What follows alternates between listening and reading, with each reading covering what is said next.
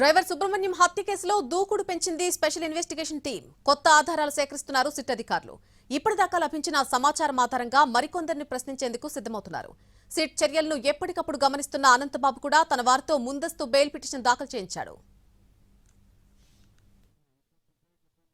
ఏపీలో సంచలనం సృష్టించిన డ్రైవర్ సుబ్రహ్మణ్యం హత్య మృతదేహం డోర్ డెలివరీ కేసు దర్యాప్తు వేగంగా జరుగుతోంది. 2022 మేలో డ్రైవర్ సుబ్రహ్మణ్యం హత్య జరిగింది. సుబ్రహ్మణ్యం మృతదేహాన్ని డోర్ డెలివరీ చేశారు. ఆ ఘటనకు సంబంధించి ఎమ్మెల్సీ అనంతబాబుపై కేసు నమోదైంది. అతను కొద్ది రోజులు రాజమండ్రి సెంట్రల్ జైల్లో ఉన్నారు. తర్వాత బెయిల్పై విడుదలయ్యారు. గత ప్రభుత్వంలో కేసు దర్యాప్తు సరిగ్గా జరగలేదని భావించిన సుబ్రహ్మణ్యం తల్లిదండ్రులు కూటమి ప్రభుత్వం వచ్చిన తర్వాత ఫిర్యాదు చేశారు. ఫిర్యాదు ఆధారంగా ఏఎస్పీ మనీష్ దేవరాజ్ ఆధ్వర్యంలో స్పెషల్ ఇన్వెస్టిగేషన్ టీం ఏర్పాటు చేసింది ప్రభుత్వం. కేసును మళ్లీ దర్యాప్తు చేసి అడిషనల్ ఛార్జిషీట్ దాఖలు చేయాలని కోర్టు ఆదేశించింది. దానికి అనుగుణంగా ఇన్వెస్టిగేషన్ టీం దర్యాప్తు సాగిస్తోంది. ఇప్పటికే ఈ కేసులో గన్మెన్ సన్నిహితులను ప్రశ్నించారు. మరిన్ని ఆధారాలు సేకరించే పనిలో పడ్డారు. సీసీటీవీ ఫుటేజ్లు పరిశీలించారు. సెంట్రల్ ఫోరెన్సిక్ సైన్స్ ల్యాబొరేటరీకి పంపించి డేటా తీసుకుంటున్నారు. గతంలో అనంతబాబు ఒక్కడే హత్య చేశాడని పోలీసులు ప్రాథమికంగా నిర్ధారించారు.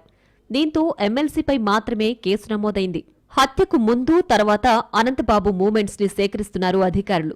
హత్య సమయంలో అనంతబాబు వాడిన మొబైల్ పరిశీలించాలని భావిస్తున్నారు సిట్ అధికారులు. దీనికి కోర్టు అనుమతి కావాల్సుంటుంది. సీసీ కెమెరా ఫుటేజ్లలో అనంతబాబు భార్య లక్ష్మీ దుర్గని గుర్తించారు సిట్ అధికారులు. ఆమెను ప్రశ్నించడానికి క్యాస్ట్ సర్టిఫికేట్ కోసం అడ్డతీగల తహసీల్దార్ కార్యాలయానికి సిట్ లేఖ రాసింది. నిజానికి దీన్ని రెవెన్యూ అధికారులు రహస్యంగా ఉంచాలి. కానీ రెవెన్యూ అధికారులు విషయం అనంతబాబుకు లీక్ చేశారు. దీంతో ఆయన అలర్ట్ అయ్యారు.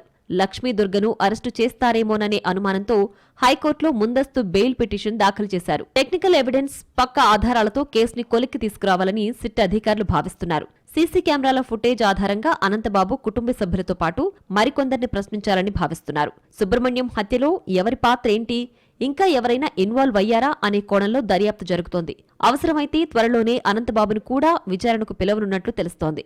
అనంతబాబు ప్రస్తుతం బెయిల్పై ఉన్నారు. దీంతో బెయిల్ రద్దు చేయాలని పిటిషన్ వేసేందుకు సిట్ సిద్ధమవుతోంది. కోర్టు ఇచ్చిన గడువులోపు అడిషనల్ ఛార్జిషీట్ దాఖలు చేసేందుకు ప్రయత్నిస్తున్నారు. ఈ కేసుపై ప్రభుత్వం కూడా సీరియస్ గా ఉంది. మరోవైపు ఎమ్మెల్సీ కూడా సిట్ ఎత్తులకు పై ఎత్తులు వేస్తున్నారు. మరి ఈ కేసు ఎప్పటికీ కొలిక్కొస్తుందో చూడాలి.